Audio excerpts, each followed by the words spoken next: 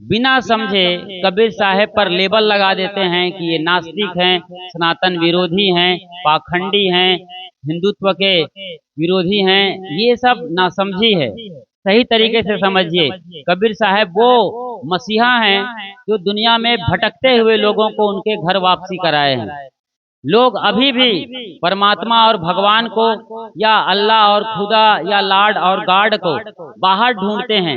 कहीं नदी, समंदर, पेड़, पहाड़, पर्वत, तीर्थ स्थल और न जाने जहां बताया जाता है वहां मत्था मारने लोग चले जाते हैं।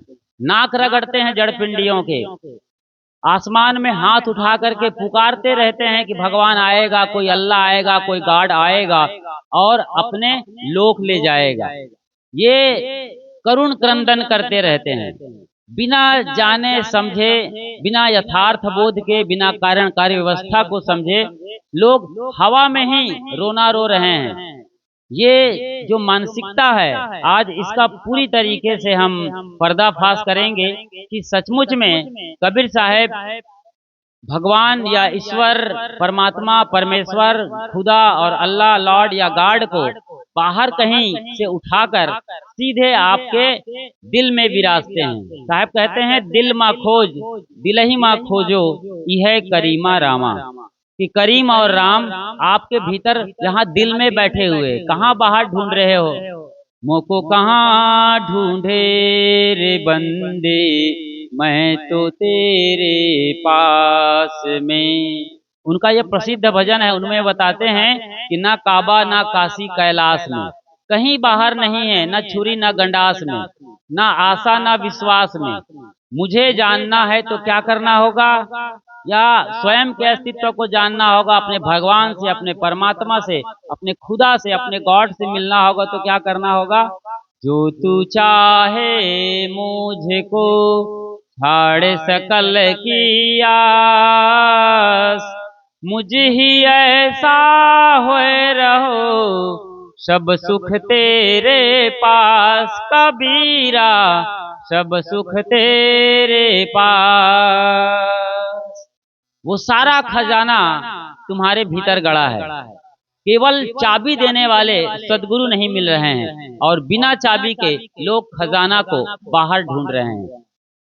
कोई ढूंढे पानी, कोई ढूंढे पत्थरा, मोर हीरा हेराए गए कचरे माँ, मोर हीरा हेराए गए कचरे माँ। कोई ढूंढे पूरब, कोई ढूंढे पश्चिम, कोई ढूंढे पानी पत्थरे माँ, मोरा हीरा हेराए गए कचरे माँ।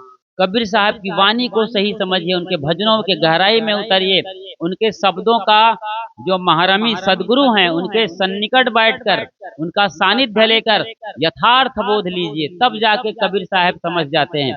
कबीर साहब केवल तानपुरे पर गाने वाली चीज नहीं है। आप उन्हें केवल भजन के रूप में नहीं स्वीकार सकते कि आप ढोलक, मजीरा, हारमोनियम और तबला लेके बैठ गए और झूम झूम करके कबीर भजनों को गाए और कबीर साहब प्रकट हो जाएंगे। ये असंभव घटना है।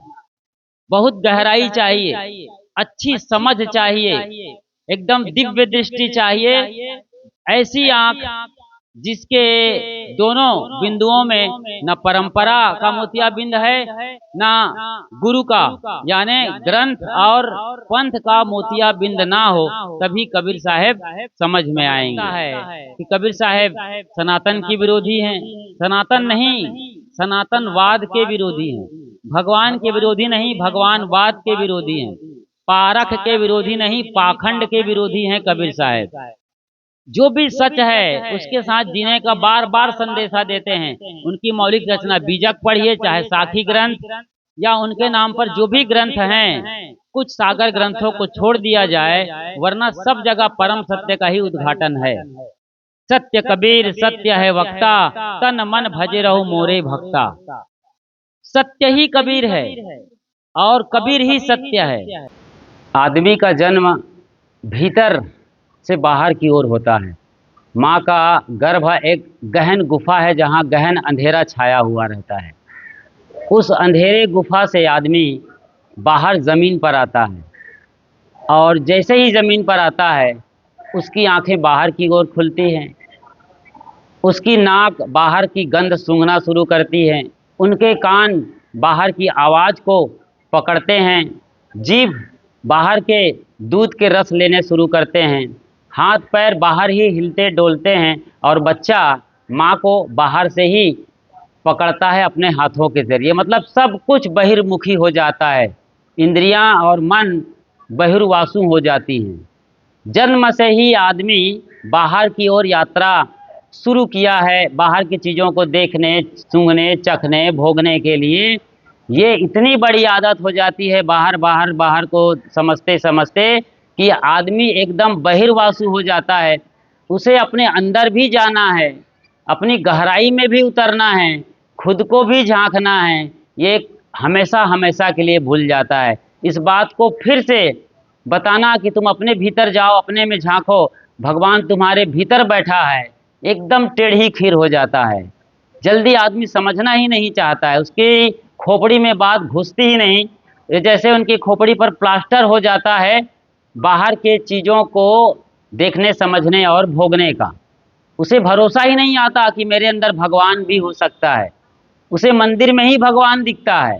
एक मंदिर जो बढ़िया चोटीदार है, गुंबद है, त्रिशूल है, घंटा बज रहे हैं, रंग रोगन किए गए हैं, फूल है, आरती है, माला है, सुगंधित द्रव्य वहाँ पर महकाए गए हैं और क्या खूबसूरत नज़ारा है। जैसे अभी सावन सोमवारी में देख लीजिए, जैसे ही सोमवार का दिन आता है सवेरे सवेरे से लोग लोटा लेके लाइन लगा देते हैं मंदिरों में, बेल पत्ती चढ़ा रहे हैं, शिवलिंग की धुलाई हो रही है, दूध चढ़ा रहे हैं, मतलब हर तरीके से अभिषेक किए जा रहे हैं। ये भूल गए आदमी, खास तौर से हिंदू, कि शिवलिंग यानी शिव के चिन्ह में कोई जल ढारने से कुछ भी नहीं होने वाला है।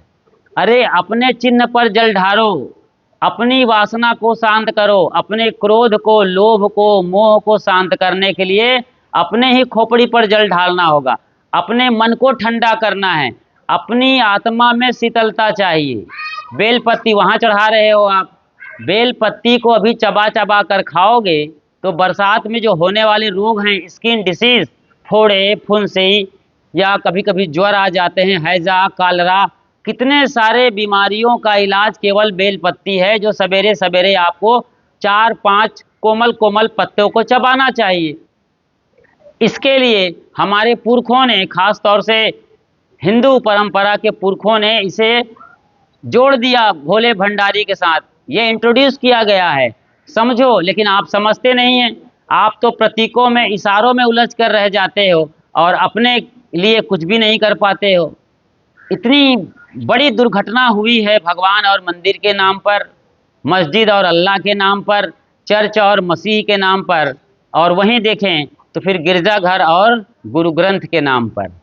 लोग प्रतीकों में उलझ गए, लोग इशारों में उलझ गए। इशारों के पीछे जो सच्चाई है उसे आज नहीं समझा जा रहा है। यह ठीक ऐसा ही है जैसे आप कोई दादा हो या दादी, आप अपने नाती पोते को लेकर छत पर जाते हो, चांद दिखाते हो, तो चांद को बच्चा नहीं देखता, बल्कि आपके हाथ को, आपके कुर्ते को, आपकी उंगली को, उंगली में अंगूठी को बच्चा देखता रहता है कि कितना बढ़िया दादाजी का हाथ है, बढ़िया चमकदार अंगूठी है। इसी हाथ से मुझे लड्डू मिलता है, पेड़ा मिलता है, मोबाइल मिलता है और प्रेम दुलार मिलता है। उसे चांद से क्या मतलब बच्चे को? दादाजी चांद दिखा रहे थे, देखो चांद, इशारा किया गया उंगली से, लेकिन बच्चा सिर्फ उंगली पकड़ लिया और चांद ना देख पाया। बच्चों को माफ़ किया जाएगा, उनकी बुद्धि और अकल ही नहीं है कि वो चांद देख लें आपके कहने मात्र से। हाँ, उनकी मर्जी हो कभी देख लेंगे, लेकिन आपके कहने से देख लें कोई ज़रूरी नहीं। लेकिन आप तो अकल वाले हो, आप तो बुद्धिमान प्राणी हो, तमाम ग्रंथों को पढ़े हो, तमाम मंदिरों में देशाटन तीर्थाटन न जाने कहाँ कहाँ गए हैं अध्यात्म और धर्म के नाम पर। फिर अपने भीतर उगे उस परम सूरज को क्यों नहीं देख पाते? भीतर जो परमात्मा बैठा वो क्यों नहीं दिखता है? आप ग्रंथ में चिपक गए, किसी ने कहा कि गीता में लिखा है, अब गीता के 4-6 श्लोक को रट्टा मार लिए, उसी को दोहरा रहे हो। गायत्री परिवार वाले ओम भू भुवः स्वः तत्सवितुर्वरेण्यम धीमहि धियो यो न प्रचोदयात्, बस इसी में अटके, यही रट्टा मार रहे हैं। अब तो मशीन आ गई है, आप मुंह बंद करके, आंख बंद करके बैठे रहो यहाँ तक कि दिमाग और खोपड़ी भी बंद कर दो। वो मशीन में ये यंत्र में ये श्लोक चल रहे हैं और आप चुपचाप रहो, बस कुछ नहीं करना है आपको। ऐसे ही सभी परंपरा के लोग भूले हुए हैं जिन्हें वो धर्म कहते हैं। दरअसल वो संप्रदाय हैं, मत है, मजहब है और परंपरा है जो देश काल में निर्मित होते हैं और बनते बिगड़ते रहते हैं। पुराने धर्म जाते हैं, माने पुराने संप्रदाय, पुरानी रीति रिवाज, ढोंग ढकोसले, कर्म कांड पाखंड, इनके जगह नए नए कर्म कांड पाखंड ढोंग ढकोसले आ जाते हैं। मतलब नए धर्म की शुरुआत हो जाती है उनके अनुसार से। अरे भाई, धर्म है आपका स्वभाव, धर्म है इस जगत का नियम जिसे यूनिवर्सल लॉ कहते हैं, जिसे विश्व का शाश्वत नियम कहते हैं, कारण कार्य की व्यवस्था कहते हैं, उसे धर्म कहा जाता है। ये बनने बिगड़ने वाले धर्म नहीं है। लेकिन आपके धर्म ग्रंथों में जो लिखा है उसे आप आंख मूंद करके मान लेते हो। जो आपके गुरु बोलते हैं उसे एकदम पत्थर की लकीर समझ करके अपने खोपड़ी के अंदर घुसा देते हो। फिर कोई टस से मस नहीं होता वहाँ से, कोई समझना ही नहीं चाहता, कोई विवेक करना नहीं चाहता। रामायण में लिख दिया है कि हनुमान जब बाल रूप में थे तो जलते हुए सूरज को निगल गया। अब ये सारे हिंदू बिना अकल के हो गए, अपनी बुद्धि को बेच दिए।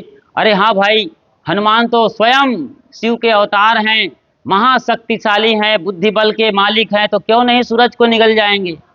ये कोई खिलौना है जो सूरज को निकल जाएंगे? वैसे खिलौना को भी निकल जाए तो उसको निकालना पड़ेगा ऑपरेशन करके। आपको बताऊं, अभी अभी की घटना है, थोड़ा कहने में शर्म लगती है लेकिन मुझे कहना पड़ेगा, इस देश में ऐसे हो रहा है। एक लड़की है, उस लड़की ने अपने यौन आकांक्षा को पूरा करने के लिए अपने अधोद्वार में एक बोतल को घुसा दिया। बोतल से वो अपना अधोद्वार को, में समझ सकते हैं आप मैं क्या कहना चाहता हूँ। ये घटना हुई है, जब बोतल फंस गया उसके नीचे रास्ते में, तब फिर उनको हॉस्पिटल ले जाया गया, ऑपरेशन करके बोतल निकाला गया। समझिए आप, तो कोई खिलौना थोड़ी है सूरज जिसको निगल जाएंगे। खिलौना को ही बच्चा निगल जाए तो निकालना पड़ेगा, ये मैं बता रहा था। सूरज धरती से 13 लाख गुना जलता हुआ दहकता हुआ आग का पिंड है, भयंकर गोला है आग का, उसे कैसे निगल जाएंगे वो? और दूसरी बात, वो हमसे 15 करोड़ किलोमीटर दूर है। आप बिना सोचे बिना विचारे ऐसे मान लेते हो, मतलब आप अपने ग्रंथ पर सवाल खड़े नहीं कर सकते हैं, विवेक नहीं कर सकते हैं, उत्तर जानने की कोई जिज्ञासा नहीं है। जो बस कहा गया लिखा गया आंख मूंद के मानो रट्टा मार के पी जाओ उसको, उससे गति हो चाहे मुक्ति हो या और बंधन में पड़ जाओ, आपको कोई फर्क पड़ने वाला नहीं है। ये हालत आपकी हो गई है। राजा सगर की पत्नी सुमति को एक साथ 60,000 बच्चे पैदा हुए और आप कहते हैं बोलो वृंदावन बिहारी लाल की जय। समझना ही नहीं चाहते।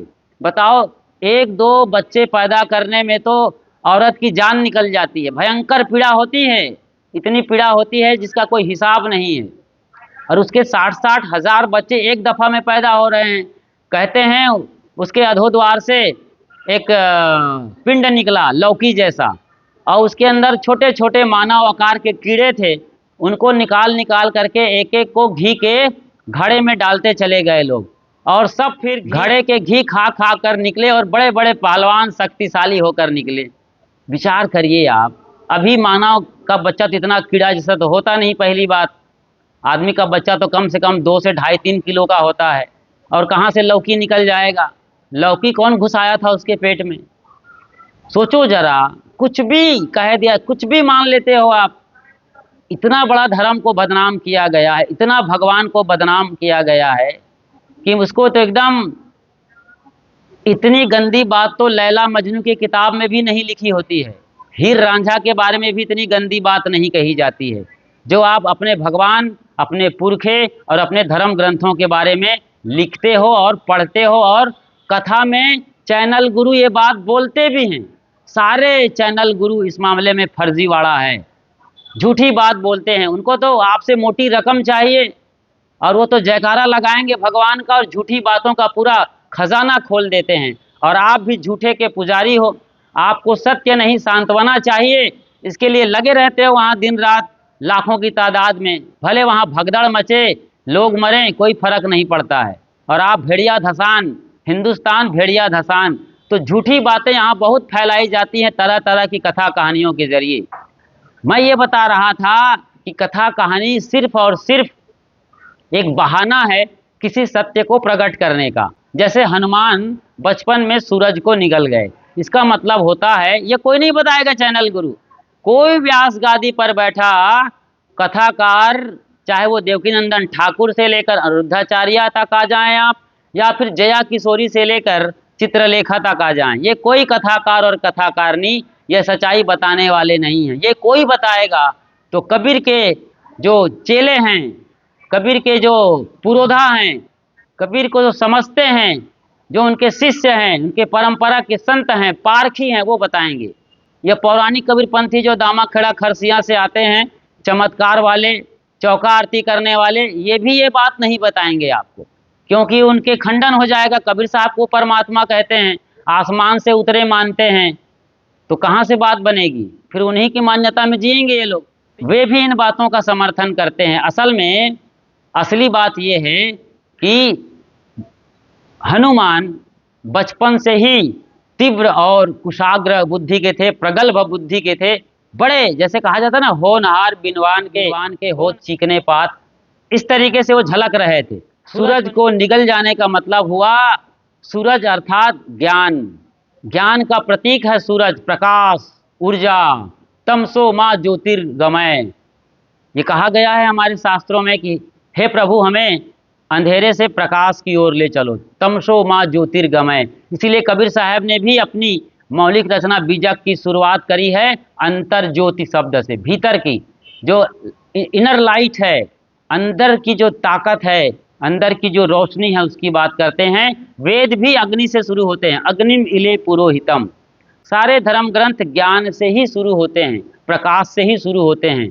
तो बचपन से ही हनुमान बड़े प्रकाश स्वरूप थे, ज्ञानी थे, विवेकी थे, पारखी थे, इसीलिए ज्ञान और विद्या के उन्हें बलशाली कहा गया। और आजीवन वो अपने प्रभु राम, या एक ऐसे चेले जो अपने गुरु की जिंदगी भर सेवा करते रहे, उनकी डफली बजाते रहे। ये होना चाहिए, ये कर पाएंगे तभी आप ज्ञानी और विवेकी कहलाएंगे।